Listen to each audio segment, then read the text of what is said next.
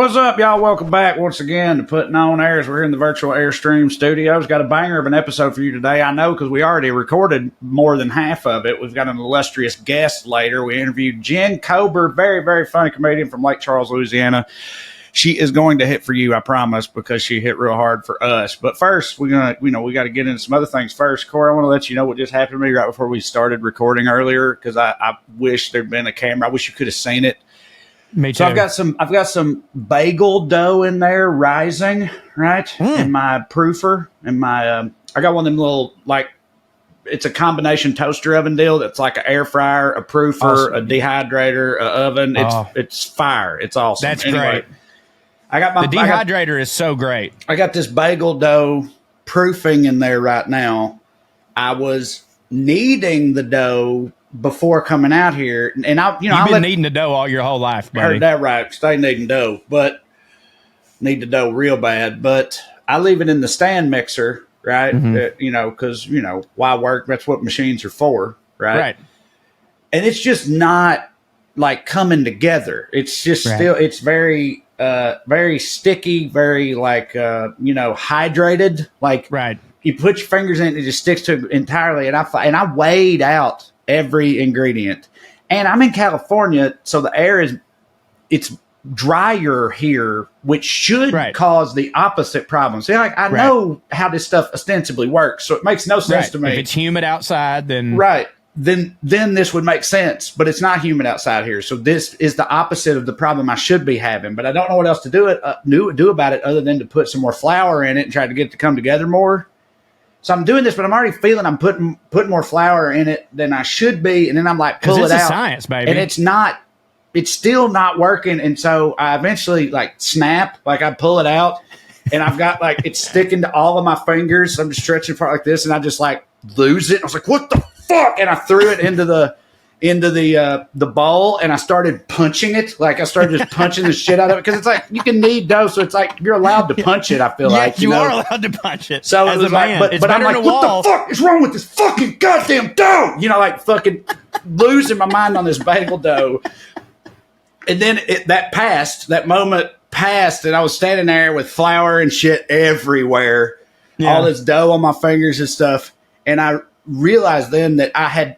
This whole time I've been making this dough, I was listening to a 90s playlist. I have a 90s rock playlist. Oh, and that's while this was happening. Great stuff. No, the song was Bullet with Butterfly Wings by Smashing Pumpkins. So as I stop punching this dough, I hear Billy Corgan go, despite all my rage, I'm still just a rat in it. And I was like, I felt so dumb, but and then I finally, I got it to come together, but I'm not confident that they're going to work out great, because it shouldn't have. That's the thing with bacon, is shit like that'll happen. It just seems to make no fucking sense whatsoever. I don't know that it's a waste yet. I'll update you and I guess everybody else next week, because it may still turn out, but yeah. I thought you were about to say that you turned around, punching dough, and just sending flowers popping up everywhere and shit. Yeah. And I'm just losing my mind. I thought you were gonna say that you turned around and your youngest son was standing there shivering. No, they're in school. Right. And Katie is at what it might as well be school for her, Target, where she spends 6 hours a day every day. So I'm alone in the house. Thankfully, when this happens, but because I'd just love to see your kid get a question later. Why are you in prison and gay? It's actually the same answer. The same answer. Yeah. Dude, hey, let me tell you something, buddy. I'm ready to fucking go. You know what I did extra for today? I got my 6 domestic light beers in my goddamn Stone Cold 100% pure whoop ass cooler, baby. Woo! Also, go to CoreyShirts.com if you want some buttercream dream shit. But that's not the point, Trae. Did I tell you that I have 2 of these coolers now, and we can't figure out why? I feel like I can figure out why. No, I didn't even buy that one. You probably got drunk and bought one of them, or at least one of them, if not both of them. No, I would imagine. No. The first one was given to me as a gift by my sister. Well, okay. Then, what do you think happened? It materialized. You know what I think? My dreams came true. Yes, I believe it apparated to my home. Yeah, I know for a fact because I have too. I've had packages show up at my door, and I'm like, the fuck is this? And I open it, and it's like a Kick-Ass Joe Diffie shirt or something. And it's like, oh, this is a present from drunk me in the past, you know, that I've completely forgotten about. I've already got it, though. Happening. I wouldn't get it again. I don't buy that either. But no. But here's the thing. Here's the thing, Trae. Amber's the one who found it and not in a package. Like, she found it in the back of her fucking car. Maybe you Ben had it and forgot. You got it when you was drunk, like years ago, and it's just been sitting in a corner somewhere or something, and then your sister got you another one. I don't know. I don't understand what you're wanting me to acquiesce to here. I want you to fucking believe in me for one fucking second. Apparated in the corner of your garage. I willed something. Clearly, the secret is real. The secret is real. No. Trae. No. Trae, can I show you something that's the opposite of finding 2 Stone Cold coolers at your house? Yeah. Okay. So back in the day, apparently, you know, we love talking about the past on this show and how it was an absolute nightmare, eldritch terror often. Yeah. This is, I don't know if this is it's not the Victorian era, but like back in the past, when someone, probably a woman, and I'm going based on the picture, was depressed, this is what they would do. Finger them. They would know a special mask for fighting depression. Oh my God, bro! It's just a fucking smile. No. Is that real? Did you verify that's real? I verified it. Oh my it. You God, know I verified that is one of the funniest, most Raven moments that the past has ever had on this show. And the past just has had smile, a whole lot bitch. of them. Yeah, right. It's like, see, it's funny because it's like everyone, all the men around her is like, yeah, see, fixed it. She looks great. You know what I mean? She looks like, great. It's like now everything's fine. Like this. She still feels exactly the same way on the inside, but because there's a fake smile, people are like, "Oh, thank God!" The rest of us can go back to living our lives now. Thank God we got that worked out. But yeah, no, they used to. Dude, women, the care, if you could call it that, which you can't really call it that, of women in particular in the past was absolutely. I know we've talked before about how like they used to try to finger the lunacy out of them or whatever. Yeah, I actually talked about that on the pastimes. Yeah, I thought when I brought that up, Dave and Gareth would be like, "Oh yeah, that's wild." Yeah, yeah. I thought they'd be like, "Yeah, that's come up in our Comes research." Up a lot, but they didn't know. Right. No, they didn't know. They were looking at me like I was insane, and I was like, "You're not insane." I was like, "I'm not insane." They would not have fingered me in the 30s. No, but right. they did. I'm clear-headed. Yeah, I'm very clear-headed. But yes, they used to be like, "This lady needs to be fucking finger banged, y'all." Yeah. Like, I've tried fingering her over and over again. It just ain't working. I guess it's time to shock her brains out, electrocute her head. If that don't work, bring in the sewing needle. Yeah. Jam at her fucking eyeball. Dude, not one of the doctors even in the same area code as the clit, by the way. Right. Just fingering the vaginal canal as hard as they why can. It's working. They're like, what the fuck is wrong with you? Yeah. Funny, send the doctor from now back to then. It was like nobody thought about like jogging or something. You know what I mean? Yeah. Like exercise. Yeah, right. But it's fun. Like, I saw a tweet once that was about this. It was like doctors in the past are just like this downtrodden woman whose husband has been abusing her for 20 years and who can't take care of her 7 children, 3 of which have died in the past 15 years, is sad. Yeah. Better lock her ass up. Like, that didn't make any sense. It was like, why does she keep crying all the time? She must be hysterical. Yeah. It's like, no, she's just living in a nightmare world. But, dude, yeah. I thought this would really hit. Oh, by the way, we are now entering, if you don't mind, into This Week in Fancy News. Is that okay? Yeah. This week in Fancy News. I didn't realize that the song that I used last week was copywritten because I licensed it myself, but apparently not for our YouTube channel. So I'll have to just go, This Week in Fancy News, motherfucker. There you go. Nailed it. All right, Trae, this will hit for you. Some British folks, British hunters, rather, are they're trying to say that hunters are an ethnic minority in need of protection. American hunters often feel like we're in the minority, and statistically speaking, we are. The same could be said about hunters in the United Kingdom, where a pro-hunting group has launched whatever the fuck. I've got more on it here. But they're trying to argue that they are an ethnic group that is in need of protection. Well, we've talked before on here in an early episode about the difference in the two, right? Like when over here, when you say hunters, you think about like your Uncle Randy sitting in a tree covered in deer piss at 5 in the morning. P-I-S-S-I-N-G. Yeah, right, yeah. P-I-S-S-I-N-G. That's funny. That's good. Uncle Randy sitting in a tree. P-I-S-S-I-N-G.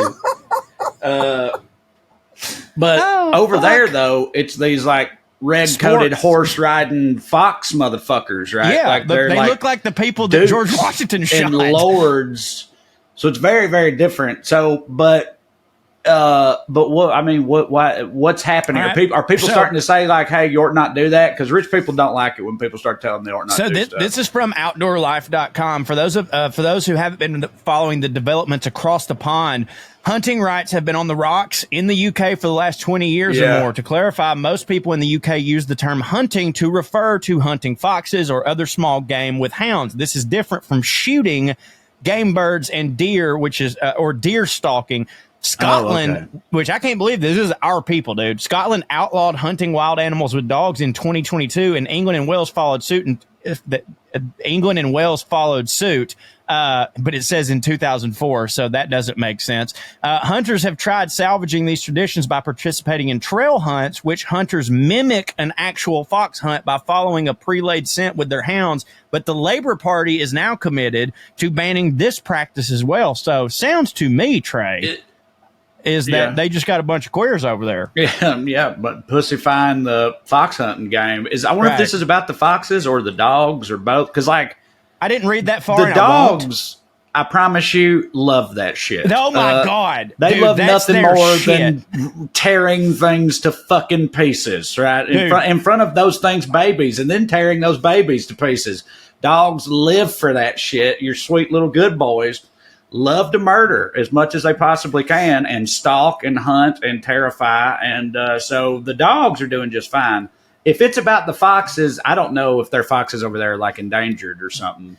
Foxes are kind of like dogs sometimes to people, I think. Like they're like a mix of dogs and cats, and people are like, they are a mix of dogs and cats. You're right. They're kind of like a Pokemon in that way. They foxes. They're very much like a Pokemon in that way.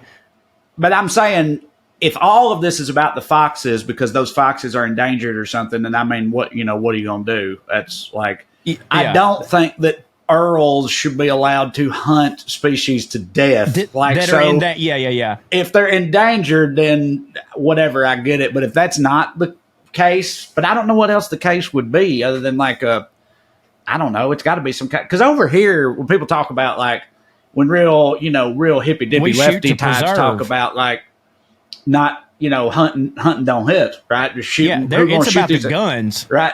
Yeah, but also I'm like, no, I mean, hell, hunting hits. Like, fucking deer suck. And also, they suck. They're stupid. They're everywhere. There's way too many of them. And they're hidden chili. Yeah, bro. They're fucking, even with all the Uncle Randy's fucking shooting as many of them as they can year in and year out, they still, the roads are still lousy with these motherfuckers. So, I mean, like, fuck them. Dude, shoot as many deer as you want. I don't give a shit. I could not agree more, dude. Fuck the deer. And like, me and you have always been on the side of like, look, man, a shotgun or a rifle for hunting and a shotgun for protection at your house. Like, look, man, as long as you clear the background, like you're all good. So like if it's and I know they've got their own like issues with the guns over there and shit, but I'm with you. Like if this is just a bunch of fucking like dukes who are like, we can't, it's not our fault that they're endangered. Yes, it is. It is. Right. Right. And now we can't do this anymore. Then fuck them. But like, yeah, like you said, if somehow it's about the dogs, like I've seen like my father-in-law has like, they have like secret, like hidden video and stuff on their duck hunts and stuff. So they can like, review it later, like game tape. Why didn't we fucking, yeah. And let me tell you something right now. The happiest I've ever seen any creature is a dog that gets to go grab a duck by the nape of the fucking neck. Yeah, right. They love it. They love it. They love it so goddamn much. And maybe it's a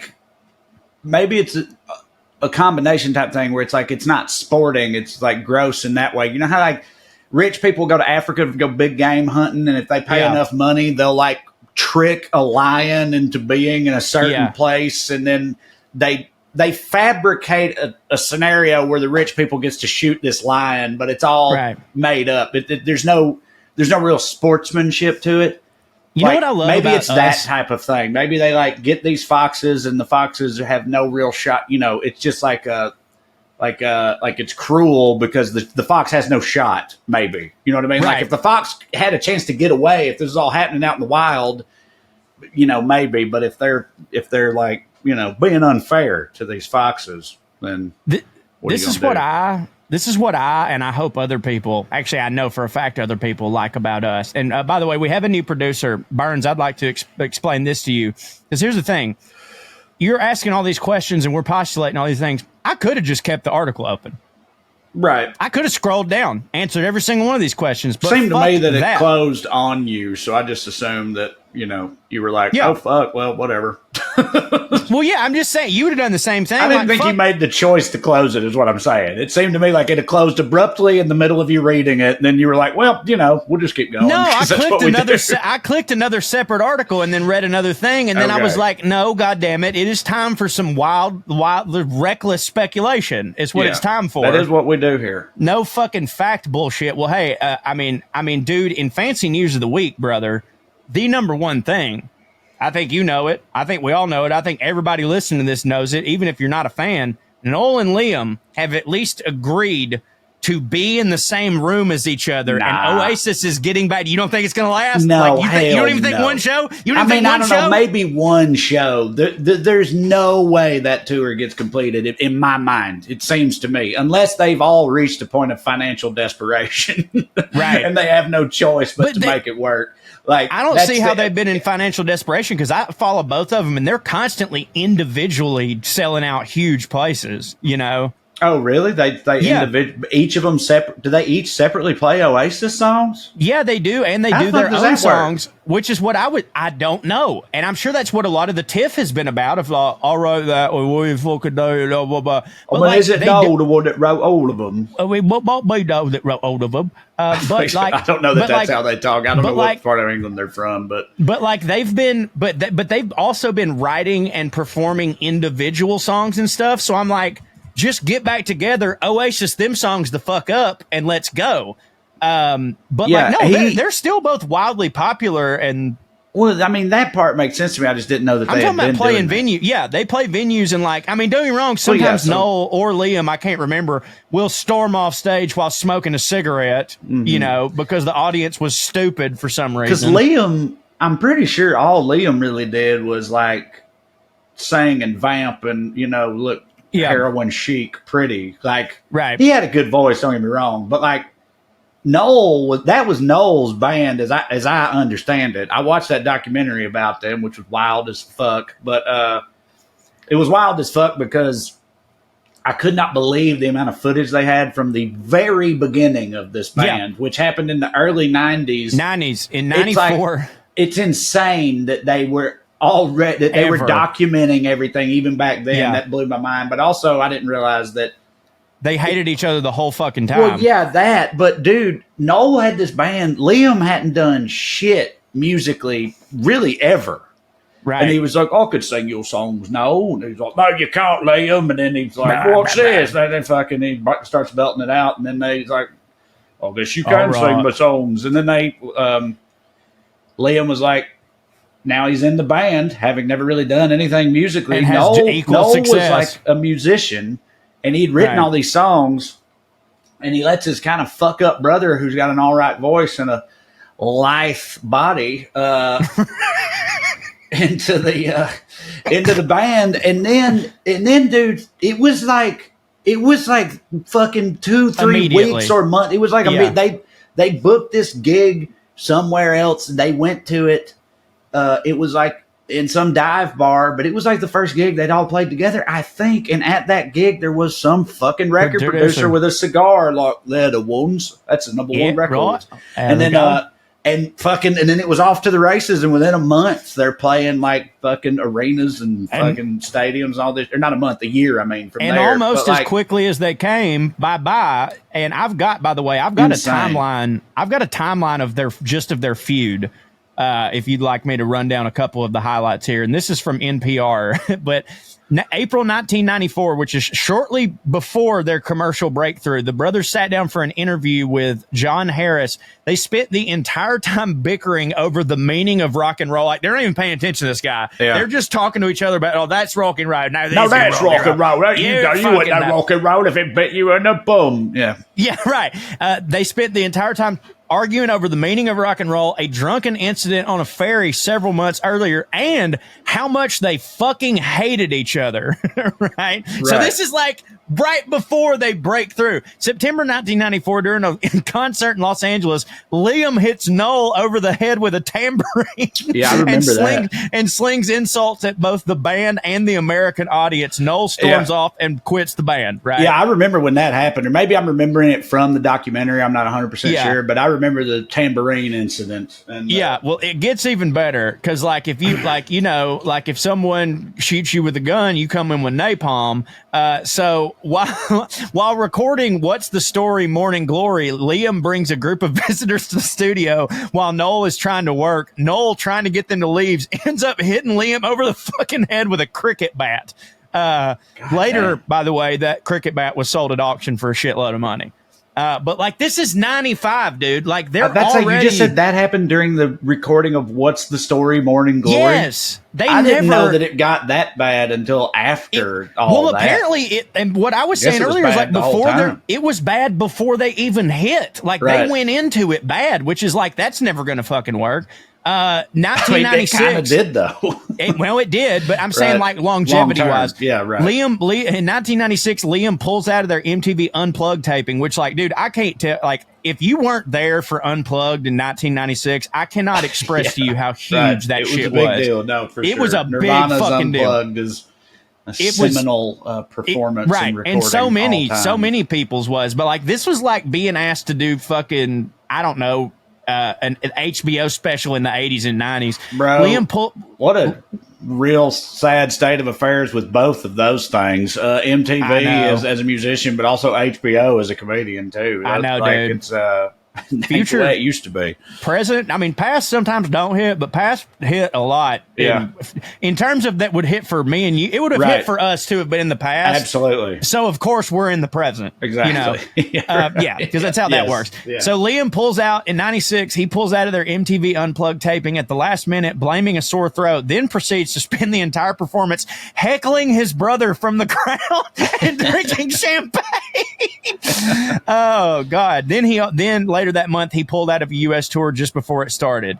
Then May 2000, during a night of drinking in Barcelona, Liam questions the paternity of Noel's daughter, prompting Noel to leave the band once again. He doesn't return the entire European tour. There's more shit, but like, I believe that's fine and dandy. Yeah, like, these motherfuckers. That is not a hate you just come back from, like you said, unless like it's like we need some fucking coin. I will be stunned if this big reunion tour of theirs like sees its completion. Like, I just really don't think it's going to happen. I'll tell you this: our buddy Tyler Mahan Coe, who just put out this book, Cocaine and Rhinestones, on the history of country music, he tweeted, he was like, "Listen," he's like, "I'm not here to disparage either. I'm bastardizing it." He's like, "All I'm saying is, if you buy tickets to that fucking show, you better get every goddamn type of insurance there is on your fucking hotel, on the tickets, on the plane, on everything." And I was like, he's spitting on that, because like, I would love it. It would be so awesome if they got back to, because I made a video, I did a thing for my hero, which is WeLoveCorey.com, where I was talking about this, and I was like, two things could happen here, and both of them kind of hit, which is, one, against all odds, they stay together, they tour, they fucking rule, because we've never got to see them. You know what I mean? Like, we've always just heard, we knew when we were kids Oasis ruled, but we were too young to go see them, and now we could. Like, that would super hit. The other possibility, which is obviously the more real possibility, is that now that the internet and social media and there's cameras everywhere, all these things are more of a thing. When this comes to a head, we'll get to enjoy it even more than we did in the past. Like, we're going to get to see some fucking drunk Facebook lives from both of them. It's going to be great. Now, granted, as you pointed out, it's wild how much they were documenting all their shit even before then. they popped. Right. But like all of that, but think about this. All that shit that I just mentioned, do you know how much shit happened that didn't get caught on camera? So much. Well, now it all will. Mm-hmm. Yeah, no, it should be wild either way. You're right. We'll find out. That's this week in fancy news. All right. Or we want to get Jen out here. Is that what we're going to do? Yeah, I think we should. I think we should bring Jen out here, All Trae. right. So like wind I said, it up. Jen Cobber is very, very funny. She is celebrated for her dynamic and engaging performances, and I can attest to that. I've seen her live. She is a powerhouse on the stage. She's one of the top LGBTQ comedians working today. I mentioned she's from Lake Charles, Louisiana originally. She also does some acting. She's great on such popular TV shows as The Righteous Gemstones, The Mandalorian, Hacks, and American Horror Story. She's also featuring as the headlining comedian in Cirque du Soleil's hit Las Vegas show Mad Apple later this fall, which she mentions at the end of our interview. And finally, check out her special on 800 Pound Gorilla's YouTube page called No Flies on Me. Now enjoy this interview with the very, very, very funny Jen Cobber. Super funny. All right. The very funny Jen Cobber is with us. Jen, a native of Lake Charles, Louisiana. Is that right? Ooh. That is absolutely right. It's, how fancy. Up on Cripple Creek. I know that when I first met Jen recently in the green room, I was like, and I feel bad about this, just so you know, Corey, because I was like, oh, what's that song? And she was like, what are you talking about? And I was like, and all I could think of, I was like, Lake Charles, Louisiana, right? And then she was like, yeah, that's just the name of the place. That's not. It's not really lyrics. That's not helping me. And I was like, no, Lake Charles, whatever. And I couldn't. I was drawing a blank. And then the next morning, I texted her and I was like, it's up on Cripple Creek. That song. That's right. No, you know how that goes. I understand. It's like, listen, that's not the band's most popular song, and the band is also just happens to be my favorite band. So, like, I get it. I know all the words up on Cripple Creek. You know what I mean? Like, if the song starts, it's just like, you know how sometimes your brain farts? My brain farts. Yes, I do know how your brain farts. All I'm saying is I don't think you have to apologize because, like, that's, Well, I wouldn't have gotten it had you known more. The rest of the lyrics. Yeah, thank you. It would not have helped me. Sorry. So the thing I wanted to ask is, and I feel like I could probably guess the answer, but roughly how fancy of a place is Lake Charles, Louisiana? I mean, we have a Shoney's. Yeah, right. That's pretty good. Still? Wait, hold on. You still have a fucking Shoney's? Actually, I think it's gone. Yeah, I'm about to say, but we had a Shoney's. It's not fancy at all. It's the opposite of fancy. And just when we think we're getting fancy, a hurricane will come through and blow the fucking place to bits. Right. Yep. What about y'all got any like Indian casinos there? Anything like that? We do. Okay. We do. We have the Kashada Casino there in Kinder, Louisiana. Okay. Can you get like crab legs at the buffet in that Indian casino? Oh, absolutely. Well, and those crabs just came out the bayou behind you. Right. Well, you may not want to eat them. That water's brown. Yeah, no, that's that's good seafood water. I love the mud bugs that come from Louisiana. Oh, yeah. Louisiana's got my favorite food period in the country. It's the best. It is absolutely the best. It ruins it for me when I travel. I also think I know the answer to this question just based on the bits I've heard you do in your stand-up and stuff. But how fancy of an upbringing do you have? How fancy of a family did you come from? Come from? I did not necessarily come from fancy because, but I have to say my daddy was a heart surgeon. Oh, so wow. With lesbians, it could go either way. It got a little fancy. So when my dad was a resident, right? So he's plugging around doing all these hours. We never saw the fucking guy. When he was doing that, we were broke, and I went to private school because my grandparents paid for it. Uh-huh. So there was a little bit of fancy there, but I was always like the poor kid at the fancy school. Okay. Right? What about your mom? I didn't have brand name Lunchables. No, your mama, like, she got prison stories and stuff. Am I misremembering that? My mama had me arrested, so she was very connected with the legal community. A little uppity. So they were big contributors, in the small town. So I mean, I feel like while we had means and money, we were not fancy people. Yeah, you sound a lot like my situation because when my parents got together, my dad was completely dead broke because he was trying to start a business from the ground up, and my mom was a registered nurse, which not that that's a lot. That's that she did well, you know, but like she took care of him and was like helping him with his business. So we were, you know, all of us living in a duplex. But then like Dad really laid his shit in, and that business started popping. And then so the rest of my childhood, like we had anything we wanted, but still fundamentally, these were people who. My mama grew up dirt poor, and my dad knew what it was to struggle. So it's like we had all the stuff, but nobody acted like it until one day my mom was like, you know what? We are better than everybody. And so, yeah.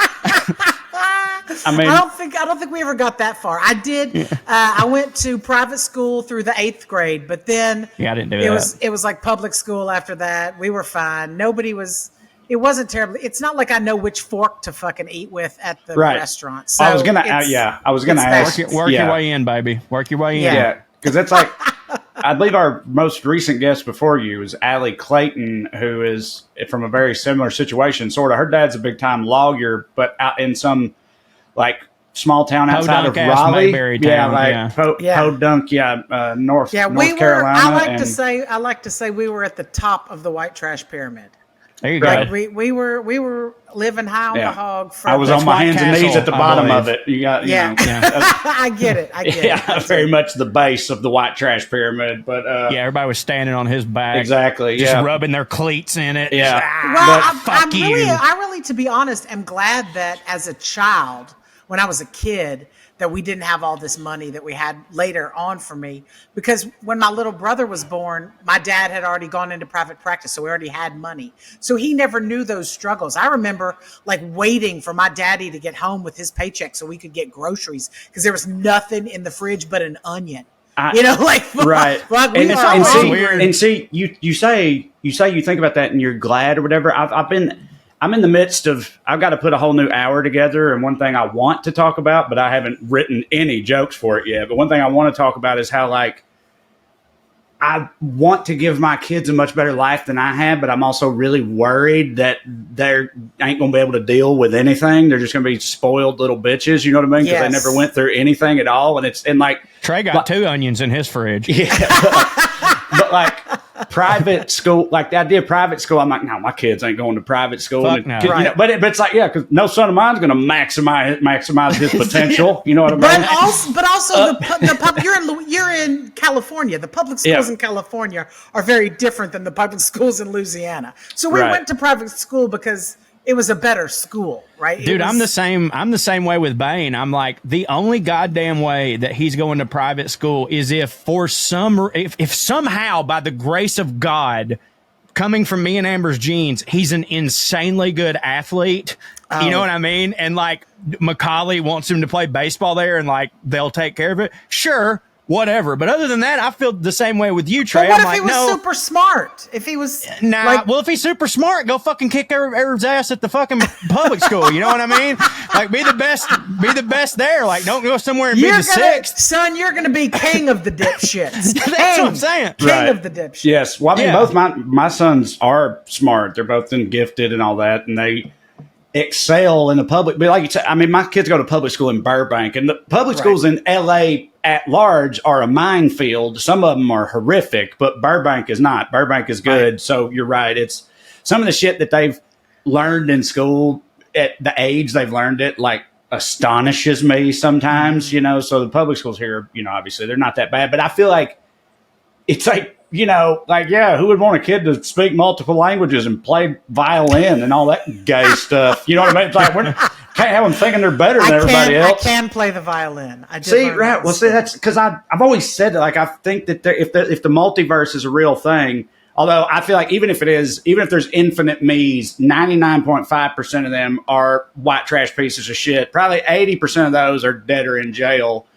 But I think there's a couple versions of me that are like, you know, fucking big shot, multilingual, violin playing, like senators or congressman types or whatever, because I was always... That's possible. But, you know, going to school with all the... So I went to this little ritzy-titsy private school in Memphis, Tennessee, while my dad was doing his residency, called St. Mary's. All girls, very chi-chi. We took violin and ballet as part of our day. See, look at that. But I will say that these during winter break, my mama was like, all right, it's going to be Christmas break. We're going to get to go to the mall and everybody's going to get a pretzel. Everybody gets a pretzel when we go. That was our big fucking treat, and these girls are coming back like, we went to Aspen and we went to Vale and we went skiing in Italy. And I was like, what the fuck are you talking? Like, I didn't have any reference for what that even was, because during winter break, we were like excited that mama was taking us to the mall.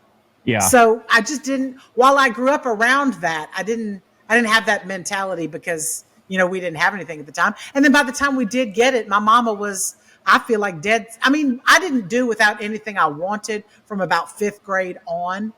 But also there were times when my mother would be like, put that down. That's bullshit. Stop it. Like, she also, because she didn't come from a bunch of money, had, sense, and we didn't go nuts. Right. Yeah. So you are, I mean, you're fancy adjacent then. Yes. I would say on a scale of 1 to 10 of fancy, I'm right at the 5. Right. Yeah, that makes sense. I'm the perfect mix. Because that was part of the conceit of this show, is that me and him didn't know anything about fancy stuff, but you are like, you have some what's funny?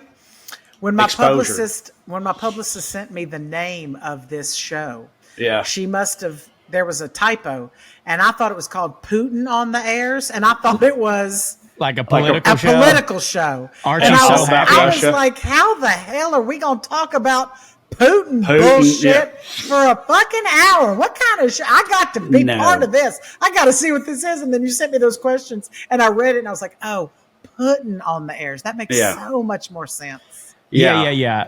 I mean, don't get me wrong. Puttin probably could get his own episode of this show, and he's come up before. Him being bareback on a horse, him being bare-chested. One gay person comes on the show, and Corey's making a change.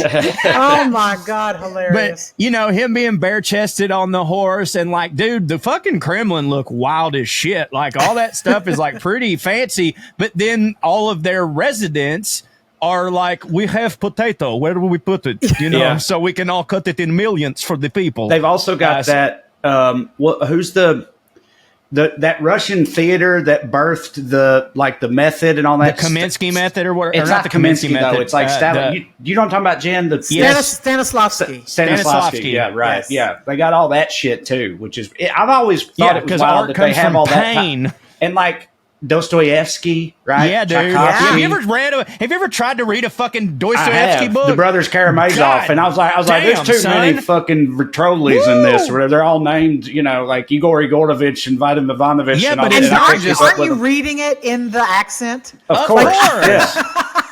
That's the only way you can get through that depressing shit. Right. That's true.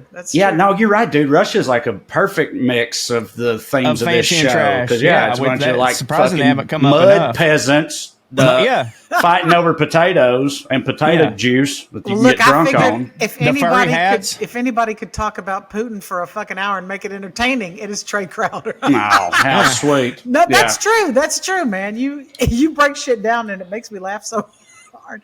Oh. Thank you. I suck. Let's get to the other questions. Corey, you're a piece of shit. You are nobody to me. Hey, Jen, we have prepared for you some non-Vladimir Putin related questions. All right, hit me. That we like to call the Fancy Five, and I will start off. And I know that you're going to have a great answer for this one, especially now that we've already chatted about that other stuff. Number one is, what is something that you thought was super fancy as a kid, only to realize when you got older, not that big of a deal? Oh, International Instant Coffee. You remember those? Remember those commercials? They were like, for the quiet moments of your life, and it was like some Dutch chocolate Vienna. Yeah, and I thought, man, that is some fancy shit. And it's just instant coffee with some. So that's in it. You've just made me realize, maybe for the first time, or put it together, because I was young at the time. Branding. Is that what the famous Chris Farley sketch is parodying? Yes. Where he's like, it's like decaffeinated coffee crystals. He's like, what? You lied to me! And he just starts losing his mind. I always loved that sketch so much. But it's making fun of those commercials parodying you're talking about. That's okay. I also, when I was a kid, thought that Capri Suns were fancy because we didn't have Capri Suns at my house. My mother occasionally would buy a juice box, but it would be like, the Walmart brand or whatever. It wasn't a Capri Sun. Felt fancy. Did you ever have those little barrels of pure sugar water? Oh, you remember yeah. those? Oh, it looked like a barrel? Yeah. It looked like a barrel? It looked like a little hand grenade. It was a A little little hand grenade. Yeah. Holy fucking shit. That's a juice, blast. we That's called a that. blast Dude, from the past. How Dude, about if that? you got one of them super cold out of the bottom of your grandpa's work cooler, holy shit. But if you Like left that, one open on the picnic table, it attracted every Ants. skeeter and ant in the world. just a fucking Yeah. Oh, yeah. hey, it was before we bad. continue with the fancy, I meant to ask you a question, Corey. I should have run this by you. One thing I thought we might start doing. You're from Louisiana. You don't have to Jen. run anything by me. Do you know who?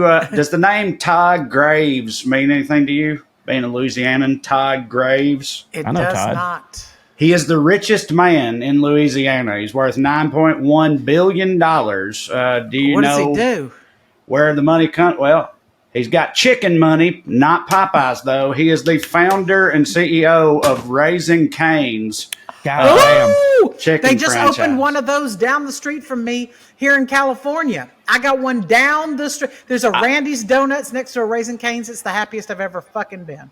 Is it open already? Because It just opened. because It I've got just opened. We've had one in Burbank, not far from my house, for like over probably 3 years now, and there's still a line around the fucking block every day. That is they have figured it out. I have done this research. I have tried the chicken fingers and the crinkle fries almost everywhere. Zaxby's can go fuck itself. What a piece Oh, of dude, shit that Zaxby's is. sucks. Awful. Zaxby's sucks. Zaxby's And don't dude, suck. You think Yeah. Zaxby's No, sucks? It's dude, not good. It's not good That anymore. Raising It used to Cane's be. is just You get so, get the it's wings spice and blend. things. Wings and things used to be my shit, Trae. It used to be my shit. I haven't It eaten did used Zaxby's to- in a long time. If You you're know telling me what, it's man? fallen You remember off. that? You remember when you ate? You remember when you ate Subway Yeah, post and hit? you're like, oh, this don't hit. Yeah. Me eating Zaxby's post hit was the Oh, same okay. thing because I All used right. to every day at lunch. I was working at Hibbett Sports. We get our lunch break and fucking Zaxby's was right there. I would get the wings and also The things. I like You both the can't- wings and the things. and the things. You must also get Yeah. the things. And I got now. Granted, it could have been just like they was having a bad day, but like no, it wasn't it. It wasn't it. It felt just like it'd been left out for a long time and didn't hit. I do want to know Todd Graves, though. I'll say that. I think he should own a comedian, and Yeah. I'd like to be that Yeah, comedian. yeah. I heard that. I'm for sale Yeah, too. I know. I'm for I've been sale, waiting on too. George Soros to sorry ass to call me up for so long, dude. I too. do shows at the casino in Louisiana, at the Horseshoe Casino, and they brought in some high rollers one night, and they put them right in the front row.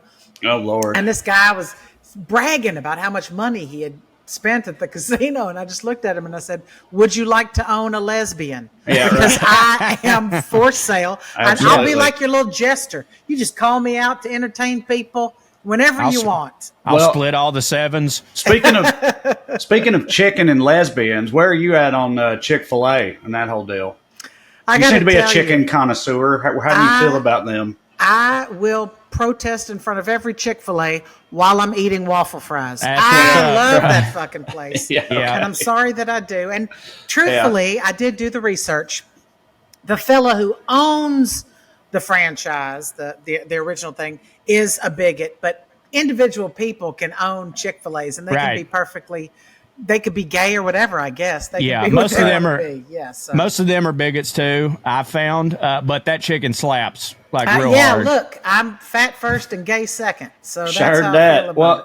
Corey also I'm used to gay have a bit third. about how like racist. We're from the South, and we know that racist cooking hits real hard. You know what I mean? Yeah. Like Listen. a casserole made with both love and racism is like the hittingest Yeah. casserole you'll ever have. in So your life. if I protested every piece of chicken that Yeah. there was some hate Made by behind a it, racist, I'd yeah. be emaciated right Right. now. But haven't you eaten just as much chicken made by black people that probably didn't like white? Like it's Absolutely. Yeah, dude, that's what. nothing is as delicious to me as a fucking Cracker Barrel hash brown casserole. Oh, and dude. that's made with all kinds of shame and hate. So Well, I don't know. Cracker Barrel's pretty in on the gay people now, and I know that because people are upset about Yeah, it. they got around in here. trouble, right, for being woke. Yeah, Didn't gay- Cracker Barrel like, get in look, trouble Cracker for woke Barrel, shit? like, they at one put out point? a rainbow. I don't want gay people cooking anything for me. I heard that. I sorry. heard that. I don't want gay people cooking.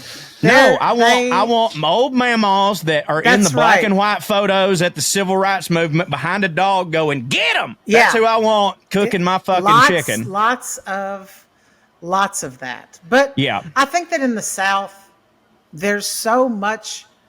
God, I don't even want to say this because it's going to sound awful, but I feel like I have seen the most segregation in cities like Chicago or New York. Yeah, dude, we got it figured out down here. We're totally fine. The rest of the world needs to catch the fuck up, as far as I'm concerned. But I had that thought earlier. Like I was in this, I go antiquing all the time, and I was in this. So booth. You are gay. Yes, dude. You have no idea the jokes of people like. And it was always like, oh, you're a liberal, therefore you're queer. But like, it goes so much deeper. Do you bareback at the horse? Yeah, I do. But I was looking in this particular, they have them sectioned off where like one person runs this little booth or whatever. And so, everything in there is by one person. Well, I go and I'm like, oh, goddamn, I've got to have this Luke Skywalker t-shirt, right? Got to have this Luke Skywalker t-shirt. Well, over on the other side is a fucking Mamie doll and a Hitler book, right? And I'm like, so I know if I buy this Luke Skywalker t-shirt, I'm giving money to the guy selling the Mamie doll. However, this is a vintage Luke Skywalker t-shirt that I can't just get on fucking line. So you're goddamn right, I'm getting it. Because when you go to an antique shop in where I live in Chickamauga, Georgia, you just got to roll the dice on who you're giving your fucking money to when you see something that hits for you. And that's how I feel about chicken. Look, here's the truth. As long as we are going to admit that the black lady is coming to save us all, right? As long as we're happy with this Shonda Rhimes ending we are getting to the world, I've never been so happy in my life. Funny. I mean, it's unbelievable to me. So I feel like as long as we're on board with that, who cares who's cooking the chicken? Eat the chicken. Eat the fucking chicken anime. That's perfect. On that note, we'll go to question 2 of the Fancy 5. What is the fanciest movie you've ever seen? One that screams opulence. If you prefer, you can talk instead about a fancy Hollywood star, actor or actress. Okay, I have both. To me, the fanciest movie I've ever seen was Dangerous Liaisons. Did you see that movie? It's an old one. It's like from the 90s. It's like John Malkovich and Winona Ryder and Emma Thompson, and they're all just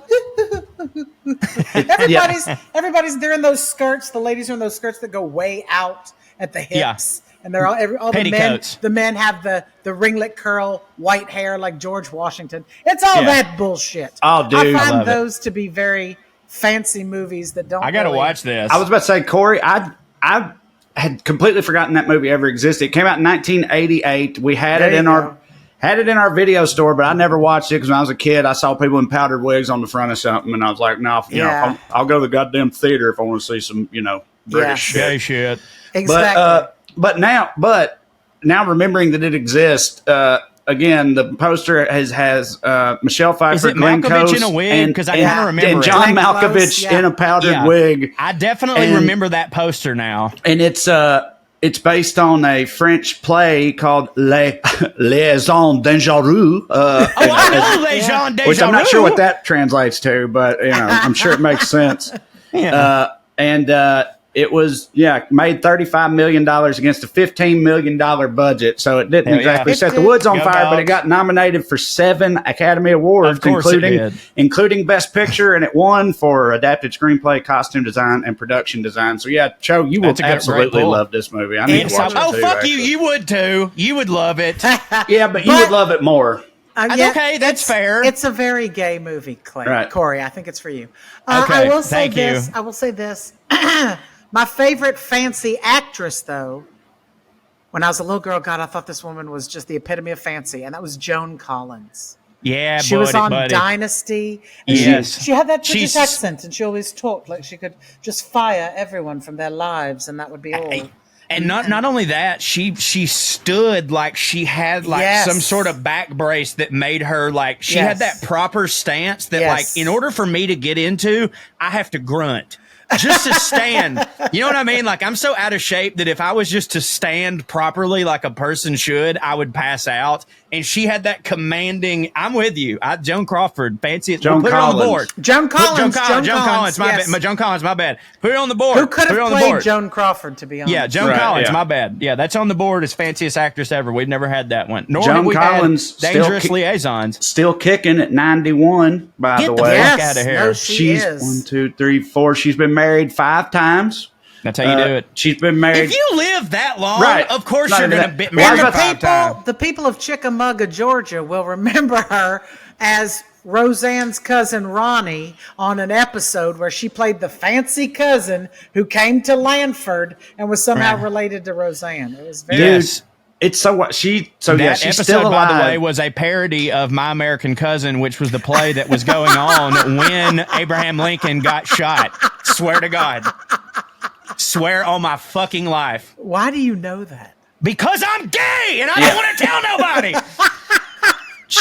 Especially my wife. Joan Collins is still alive at 91, and her first marriage lasted 4 years and ended the year that my dad was born, 1956. Crazy. Like, that shit is so. And my dad's been dead for years. I mean, of course, he died in his 50s, but still, it's wild to me that she first got married in 1952. Like, the fucking war had been over for like 7 years or something like that. Right. You know what I mean? Like, but like, dude, if I live to be 90 something, I'm like, there ain't no way me and Amber's still gonna be together, because like I married her her till death do us part, but I figured we'd be both gone by 75. You know what I mean? You So if I probably make it will. to 90, You'll I'm be like, all right. I'm gonna need me different stuff. yeah. Yeah. Good luck with that. There's a sci-fi series I read, and one of the premises of it is that it's in the far-flung future, and humanity has solved mortality. Nobody dies of old age anymore, and literally no one everyone alive has been married 15, 20 times because it's just taken for granted that people are not supposed to be married for more than like maximum 40 or 50 years or whatever. Yeah. It's like, You're right. Yeah. But when you got that and then you die, then it's till death. But if you don't die no more, at some point you got to call that shit. Yeah, right. Dude, yeah. I love this. This is a very enlightening episode. Yeah, for us too. Hey, here's a good one. Enlighten us. If you were given $100 million right now, but you had to spend it all Brewster's Million style, so no investing, no giving to charity, no investing in the community, what luxuries would you buy yourself? $100 million right now, Jen Cobber, what the fuck you going to buy? Well, I mean, I'm going to buy several homes, right? Yeah. I just have to have But you places. can't resell them. You can't resell them. I won't. Okay. I've always said I wanted to have 5 homes. I've always Yep. said that. So I would have 5 in really- specific places, like one on Yes. the beach, one in the mountains, one in fucking. Yeah. Well, okay. I want one in Italy, right? Right. Yep, there you go. Like A villa. like Capri or somewhere nice up on a mountain.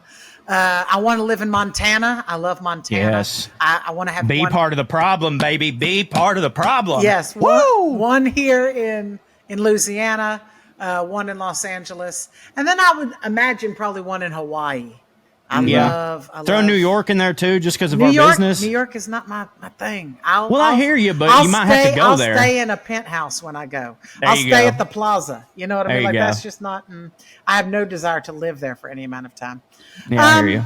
So a lot of homes. I also love like vintage kind of cars, like a vintage Bronco, like a vintage, hell yeah. like a VW bus. Yeah, Like a those kinds of a monster, some kind of funky collection, Just something, of older cars, and then I would also, buy some sort of really looked out tour bus, something that I could really go out on, that I enjoyed, that was comfy and had all the accoutrement and fun little gadgets on it.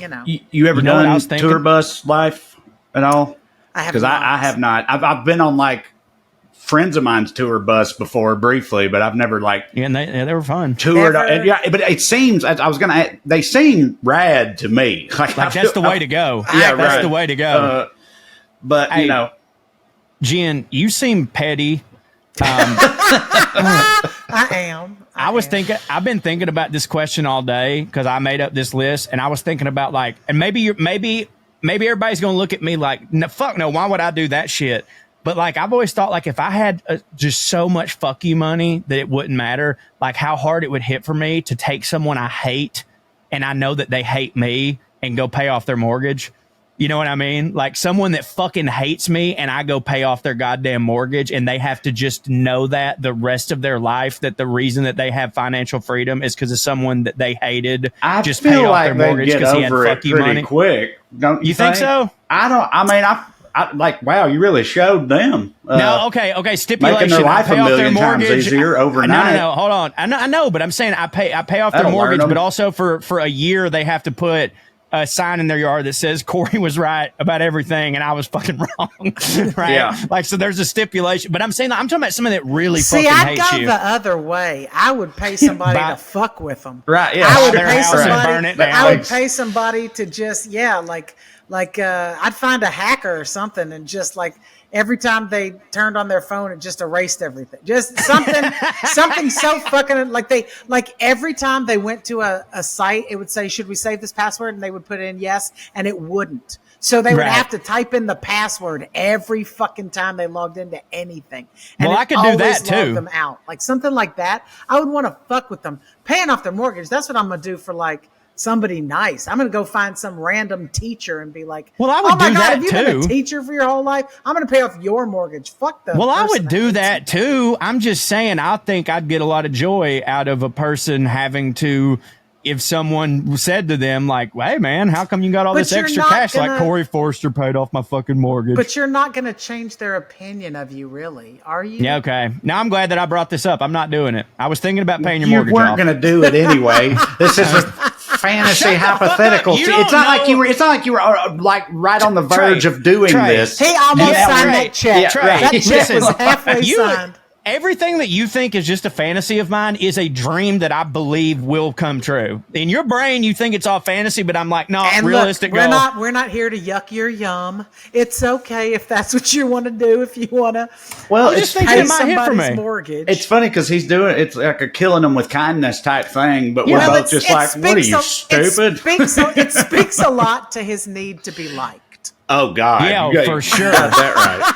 But I would want them to hate me for it, is what I'm saying. Like, I would want them to hate me for it. One thing that I used to think when I was younger, driving through Tennessee all the time, is that if I ever got super rich when I got older, one thing I'd like to do, but I don't even know if this is possible even with the money because I don't know how the rules work, but like all them billboards I would drive by all the time, every day, that were like, fire and brimstone, Jesus shit, Bible verses, pro-life stuff or whatever, that if I ever got like super rich and there were money that anybody knew what to do with, I would place another billboard right behind that one on the highway that like said, psych. Yeah, or like praise fake gay Jesus or something that, or Jesus. You could just buy the billboards that the Jesus things are on and take them over. You want to be there. You like having the next one. Yes, I'm with Trae. To me, it hits harder that you see the one and the then disparity. And then mine, right? Without just getting rid of them, and because then they went. Then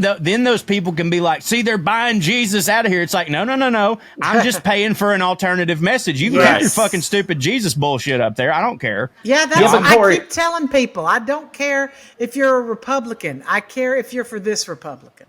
Right. Like, you know what I mean? There's an argument to be made for being on the other side. Clearly, that's why half the fucking country does that. But you can't let a maniac take over your fucking party. That's what the problem has been. So yeah, I agree. Which gets us into our next question. Pretty great. Who is your favorite historical figure and why? Oh God, my favorite I know who I'm gonna go with. I'm gonna go with. Her name is Annie Lister. Do you know who that is? Yeah, we know who Annie Lister is. First out lesbian. Yep. Gentleman, oh God, I'm not making a good case. Not making a good case. Gentleman Jack, the TV series was made about her. Jack She's used to be a slur for lesbians. Corey, is that who Allie said too? Is that why she came up? Was that actually Allie's yes? answer? Allie came up. Allie said that one too. Allie Clayton is also a lesbian. I remembered it because South. I'm an ally and you didn't. A good one. So it's a good one. I didn't. I'm the one who just said that. My very close second is I can't even read my own handwriting. Gladys Bately, who was also a lesbian. She was an entertainer back in the early 20. I could tell when you did this that you were going to say early 20s. She was an entertainer back when this was the dance. She was very, very masculine presenting, and she would wear a white tux on stage. And she was both of these women were very unabashedly gay, though I don't think they necessarily called themselves lesbians. They just liked women, went after women, and talked about loving women. And nobody thought to sort of, pigeonhole them. They just were who they were, and everybody. I don't want to say everybody was cool with it, but nobody, Of course, they hit so hard that it was just there's something about being unapologetically yourself. Well, dude, look at Liberace. Like Liberace was never out. I know. Yeah. And so like anytime there's like an argument with my mom is always like, oh, your generation don't know anything. I'm like, oh yeah, your generation didn't know that dude wasn't sucking dicks. Like, so, okay. And my mom they'll be like, he never came out. And I'm like, that don't fucking matter. Listen, that's the gayest dude I've ever seen. I know, but there is something to be said for coming. I get pissed at people. I got pissed at Gerard Carmichael. I really did. I'm glad he came out and did his thing. But like, the kid had a career before he did that. He was basically denying all of that. Like that it angers me somewhat, and I get why it happens. You were like, hold on. Do you mean you already had a career? You didn't need the extra outshine? Well, if the belief is that by coming out it would have ruined his career, what he did was play ball. Right. He chose to. Right. I mean, but he's girlfriends and relationships and all of that when that was not the case. Right, not that he's a reporter. He's black. He's a black man, though. I feel like they are. I could point to any number of black male comedians that have been out who are prolifically funny and very successful that did not. Yeah. But maybe Gerard's family was real hardcore. I get it. I get it. Look, I could say the same thing about Rosie O'Donnell. She didn't really come out when she had all of the publicity and the shine on her. I just think me and Trae know a little bit more about what coming out does than you do, frankly, Jen. I will just say this, whatever, and I don't want to shit on anybody's story. He did what he did for whatever reasons he did it for. But I can't deny that there's something in me that goes, God damn it. That's, you know what I mean? Like, some of us have been out since the very fucking beginning doing this, figuring this shit out and whatever. Like, it's like Caitlyn Jenner getting Woman of the Year. Are you fucking kidding me? This bitch has been a woman. She never had a period. Never, not once bled. I cannot give anyone a Woman of the Year who did not earn it. To me, it does show you that men are better at everything. Yeah, I think would be the joke to make there. But listen, I'll tell you this: like, as a trans ally, when that happened, I was like, "Come the fuck on, dude." Bro, I feel like she don't hit for almost anybody. She does, but I was like, why are we fucking doing this? Like, why are you going to make me look like a transphobic piece of shit for saying what needs to be said? Which is fuck that bitch. Right. You know what I mean? I have many trans friends who say fuck that bitch. Right. Good. She's not at all for her own community. No. She actively she's one of still got a dick too. I bet she's got hers on the side. I absolutely think she still does. Yeah, got both. Absolutely. You know what? This is what I do with $100 million, Jen. I've always said this. He has always said this. I have I not? No, he really has always said this. I would get surgical. So these are my knees, right? These are my knees. I would surgically get a penis put on this part of my knee and a vagina put on this part, so I could sit there and just knock my knees together and just fuck my knee. He's been saying that for years. It really is a dream of his. I have, and I think Caitlyn Jenner is doing that. Like, I think Caitlyn Jenner is putting her dick in her own How much weed did you smoke butt. when you came up with that? None. Zero. I was eating a zebra cake. Just raw. I was raw. Jen, on the subject of historical figures and old-timey lesbians, you ever heard of Mary Read and Anne Bonny? You know who they are? I do not. Oh, wait. Are those it's Go ahead. Outlaws. It's debated. A lot of people believe a lot of historians believe that they were lovers, but it's not like 100% known whether they were or not. But they were female pirates in the golden I know age of some piracy. lesbians you don't know. And I know some here's why I know that is because of the know. Stars, the seminal Stars smash hit Black Sails, which I highly recommend if you like pirates at all. But anyway, they're both. It's a really kick-ass fucking pirate show. But anyway, really they are. Those characters are on there, and that's the only reason I know about them. But they're real though. Like they really did exist. Well, Xena Warrior Princess was always Lucy Lawless. high Oh my on god! list. And I was always a big fan of Wonder Woman when I was a kid too. The Linda Carter. Linda Carter. Yeah. So. Man, Lucy Lawless, dude. And let me tell you something right now.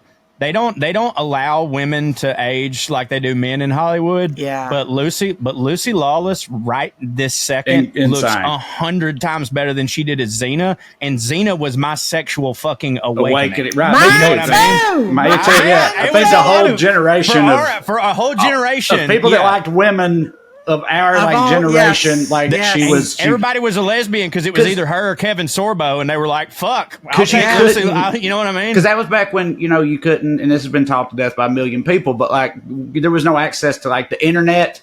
You didn't have a phone with shit on it. You couldn't find things, so you know what I mean. So you couldn't look up pictures of titties or whatever. You didn't have access to none of that stuff. So you had to, so you had to watch Xena Warrior Princess and do your best, but. Do your best. Yeah, that's true.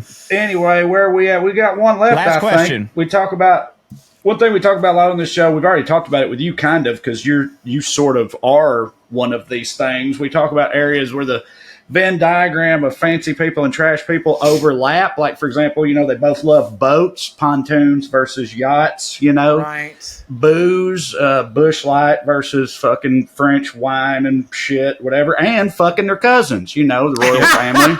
Yes. And trailer babies. I think that I'm going to go with they all think they have talent. Okay, that's pretty good. That's a pretty good one. I mean, that's never been said before on here. That's a pretty good answer. That's a good answer. Yeah, you can get confidence. They're so fucking confident. They're not conceited. They're convinced. It is about thinking that they can. Anything. I would liken it to singing. I feel like Hicks love to sing really loud, and rich people love to sing really loud, and you're like play the piano and they're just like everyone in their with the rich people. It's like no one in their circle has told them no, and in the poor community, it's that they're keyed up on so much goddamn meth. Yeah, it they don't don't matter know. what the fuck you tell them. Yeah, Exactly. It don't matter what the fuck you tell them. They are crushing. Yeah, they're like, we're gonna put Lurleen on that American Idol thing. She's gonna win. Right. She's gonna win. And she's everybody in this trailer park's gonna vote for her. Who ain't gonna vote for her? It's That's right. Fucking perfect. It's also just the whole hold my beer mentality is related to that too. Do you know what I mean? It's like what can they lose? Because neither one has anything to lose. Just in the opposite way. It's just unabashed confidence. It's just belief in yourself when there need not be any. When there's no reason. No foundation for it. Yeah, dude. If you've got the only thing that someone with $2 billion and someone with $2 has in common is that it kind of don't matter what they do next. Yeah, you know what I mean? It kind of really don't. Like, what the fuck? How you gonna fuck that up worse? And with $2 billion, it's like you can't take my money, bitch. Like, whatever. All right. Well, I mean, that's pretty damn good fancy five, Corey, if you ask me. That's fancy five. I mean, no offense to anybody else, but as far as just the answers go, I mean, they were so unique and fucking spot on. It's gonna be hard, but it was gonna be a long time before we top that Venn diagram answer because that is fucking hilarious. Thank you. So Jen, you've got a special out right now, right? From 800-pound Gorilla. Is that correct? It's called No Flies on Me. It is about a half hour of just, it's very Southern. It is very Southern. Well, I don't know if, I saw you that one night. I don't know how much of that was overlap with what the special is. You were doing a half an hour, I think, that night in Santa Monica. Was that the same? Was that the stuff? I was actually doing a full hour. That club is where I worked out my new hour. So I've been kind of trying to go. She gives me longer. It's hard to get long sets in Los Angeles. Very much. Yeah. So that's why I just stay here. Yeah, she gives me a lot of long sets at that club and lets me really stretch my legs on material of stuff that I'm working on. So well, it was very, very funny. And it was. I mean, I loved it because a lot of it was Southern. And I remember texting you about it when I left. I was like, I could tell we would get along. I think because based on a lot of the bits. So yeah, if y'all like us, and I assume you do, or you wouldn't be listening right now, then you'll like Jen's a lot of hate comedy listening. too, and you should check There out. are some No people in the Flies on YouTube Me. comments. They're like, every week I think the show couldn't suck any worse. Yet here they are. Yeah, So well, we you do know, have some- Howard Stern made hundreds of millions of dollars off that. If we could get more and more of those people, that'd be fine I'd love too. it. You know what I mean? I'd love But well, I got turned on to you when I was during the pandemic. And you were when sort of all the first beginnings of all of the Black Lives Matter and everything was going on, and I was like, I gotta fucking know this guy. How am I not friends with this fucking guy? I love him. I loved everything you were saying. I love that you were saying what I thought with that big old hick ass accent. I was like, We got the same this is haircut. my brother. Exactly. We Yeah. have the same hair. We wear the same glasses. We probably are related somewhere down the line. Nobody in the South has a family tree. It's like a wreath. Yeah. So you gotta take what you can get, and I'm for sure we are cousins from somewhere. absolutely. God damn it, Jen, you're every Or bit so- as funny. but Other as I than the remember. special though, Jim, what else do you want people to know? I'm also- Like I'm follow also- you, whatever. Yeah. They can follow me on all the socials. I just launched my new website, JenCobber.com. I got a pretty new little rejuvenated look, and I am on a tour. My tour is called One Hick Wonder. And it's a really fun, show. It's stuff I was working on when you saw me. Some other stuff that you keep weaving it in and switching it all around and figuring it out as you go. So I'm excited to have a whole bunch of dates. I'm in Vegas for a long time, doing the Mad Apple Cirque du Soleil show for Hell about yeah. 5 weeks there in September and October. So it's a lot of very different venues and a lot of different stuff, but I'm super happy to be out there and doing it, Absolutely. Well, thank you, Jen. Heard that, Thank you sister. Well, it was great to have you on here. You're fucking awesome, very funny, and you put on some airs today. We appreciate you. Thank you. I'm glad I've been Puttin with y'all. We've been Puttin on the airs. And we'll be back with the airmail right after this. Listen, y'all, have you heard that the flavored air category is quickly becoming the leading alternative to vaping and smoking? It's a whole new movement towards better habits led by the sponsor of today's video, Fume. Fume. Yeah, hits. We all got bad habits, Sometimes you think you're going all right without your bad habit, and then you're out with your friends, all of a sudden everybody's reaching for their bad habit. You feel the urge. You don't want to be left out. Now you're bumming a bad habit off of some old boy, asking them to. Anyway, what if there was a better Lighten your alternative? bad habit off of their bad habit. Right, and- yeah, you're right. What if there was a better alternative than all that? That's what Fume is about. Fume is an award-winning flavored air device. Flavored air is not the same as vaping. If vapor were to be compared to sticky soda, Fume cores are closer to herbal teas. Fume has lots of delicious flavors to choose from, like crisp mint and orange vanilla. With flavored air, you can satisfy your oral fixation through a passive diffusion system that utilizes no electronics, no vapor, no combustion. Fume draws flavor right into your mouth. Fume fills the void. Ditching a bad habit can leave. You still have something you can reach for. Fume is not a vape. There is no vapor, so you can use it anywhere. There's no nicotine, which means it's not addictive. It has non-toxic flavors. It's a completely guilt-free alternative. No batteries either. You never have to charge it. It looks awesome. It's got a weighted, high-quality design, and it's made for you to fidget with it, because we all know you quit a bad habit, you might have some anxiety. Well, Fume calms it with magnets, snaps, clicks.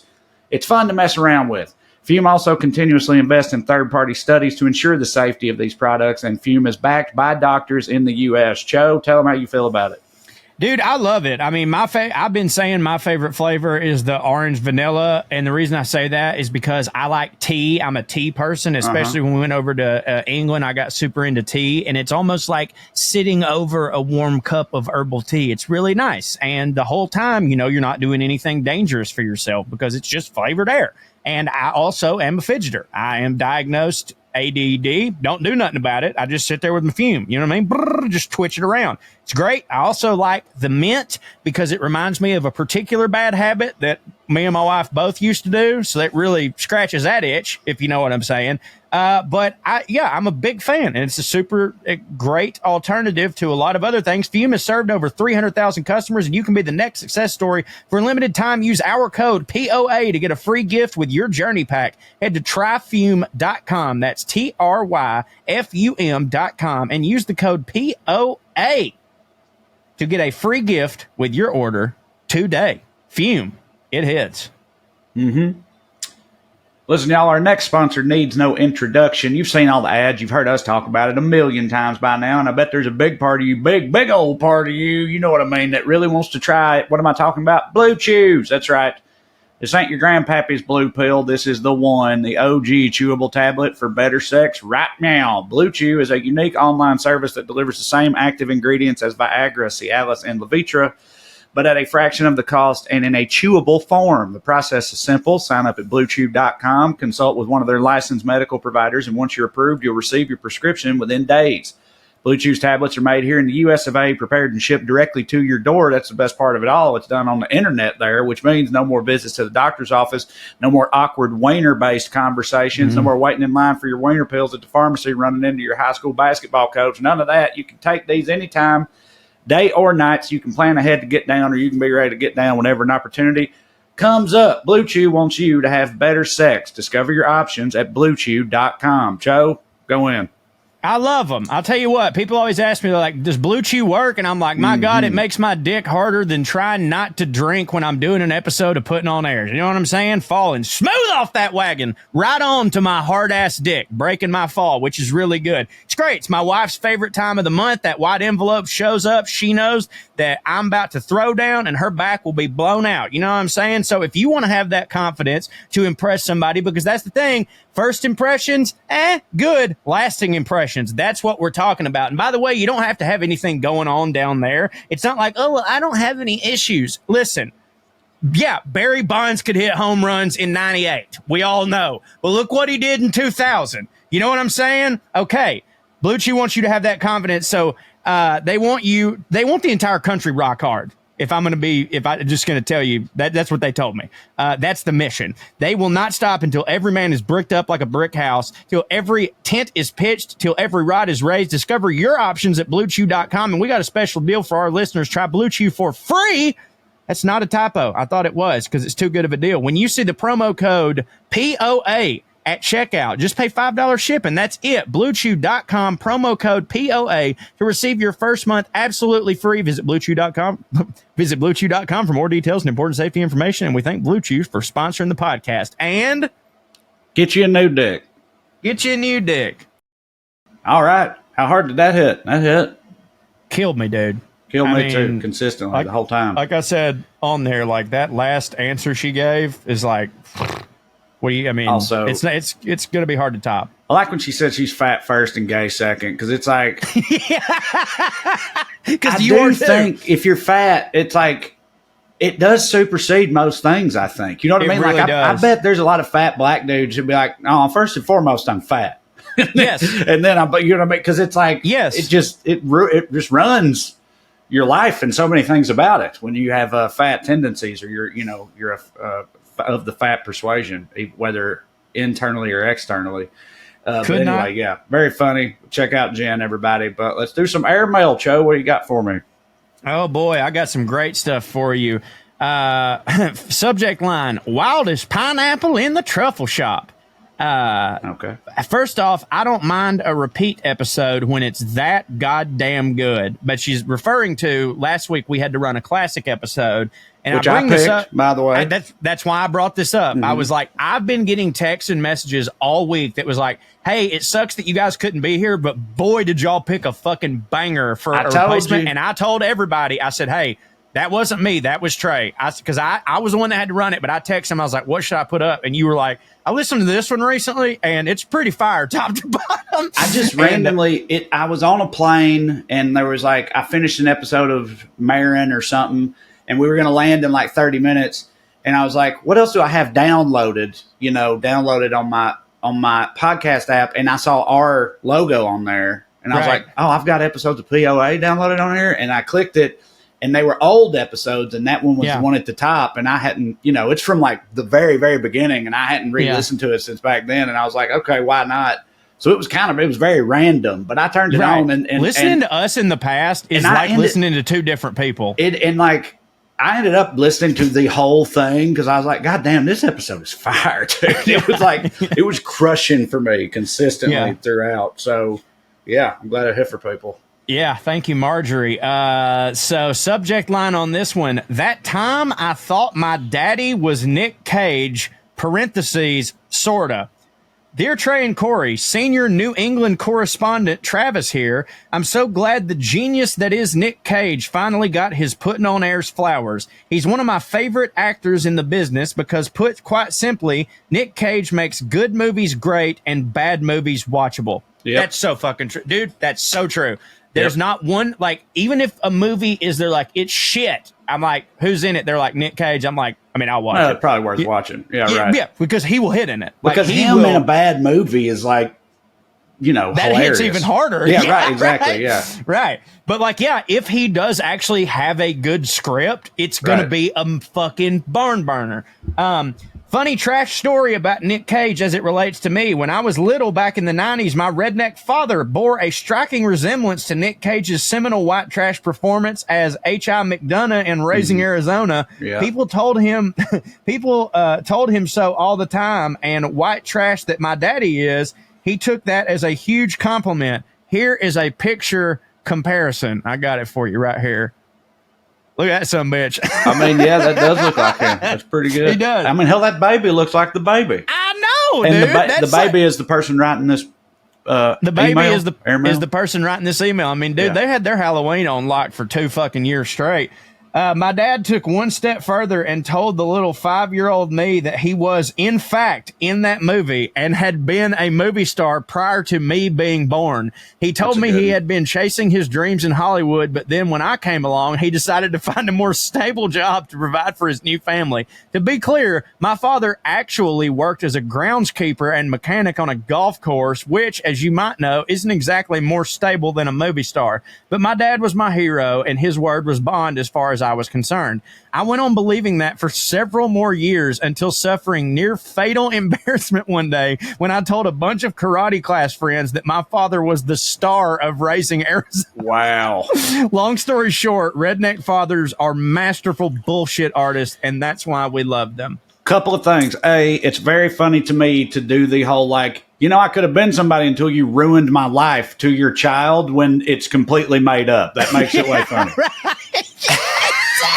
but also B, that on the subject of he was told this when he was a kid, dumb enough to believe it, and then he believed it for too long because he never questioned it. On that subject, you've heard this story a million times, but I don't know if I've ever told it on POA. The best example of that in my life was, and I'll try to tell this quickly because I have definitely told it before, is that when my son was like 2, he wasn't talking yet, and he should have been, so people were starting to get worried. We had all That's these why tests. I called him Chuck Chaplin. We had all these tests run on him or whatever. He's totally fine. I mean, he ended up having a speech impediment. He's been in speech therapy for his whole life, but I mean, he's fine. He doesn't have anything wrong with him. He's but funny as fuck. We didn't know that at the time. Trying to figure out what's wrong with him. I'm at home with my Uncle Tim and my Meemaw and Katie and the boys, whatever, and Katie was talking about how, like, yeah, we're taking him to the specialist to get his hearing tested next.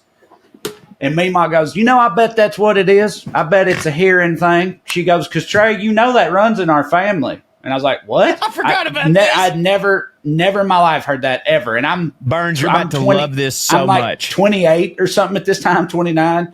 Never heard this before in my life. I was like, what are you talking about? Runs in our family. And she goes, well, you know, your pa, her late husband, my grandfather, who was long dead at this point.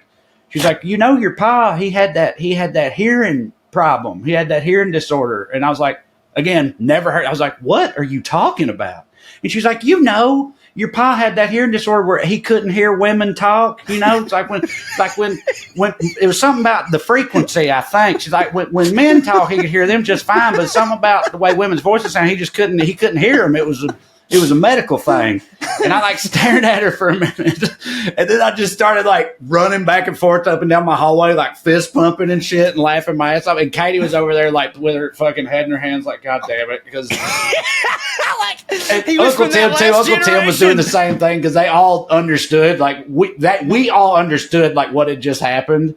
And it's like, he clearly told her in like 1954, hammered drunk, that a doctor had told him that he had a disease where he couldn't. It wasn't his fault that he didn't listen to her. He has a disease where he cannot hear women talk a lot of the time.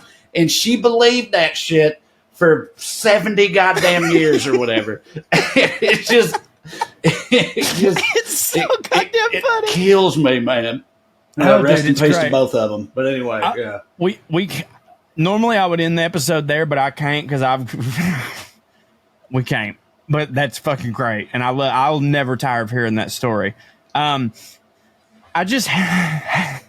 Corey and Trae, I just had to write to ask. Trae, that is. Corey is an obvious yes. Considering, by the way, the subject line is, do penguins love/grieve? Considering the story of Sven and Magic, do penguins have the capacity to love/grieve? Sven, the Gentoo penguin, one half of a world-famous same-sex power couple. He's a penguin. A gay penguin, right. Has died in Australia, aged 11. So he just died.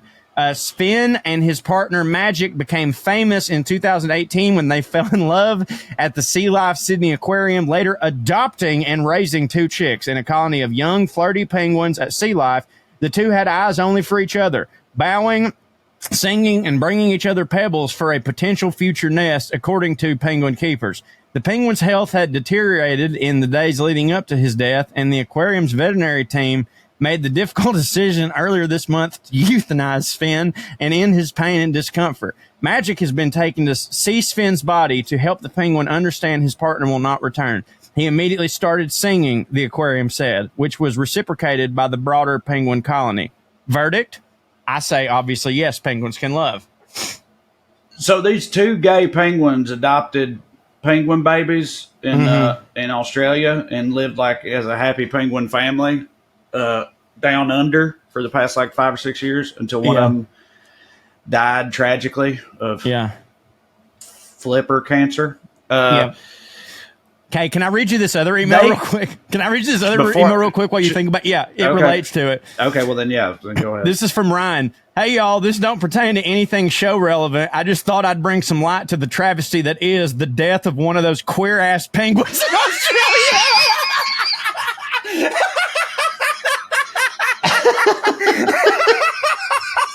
There's 2 kinds of people out there. I can't.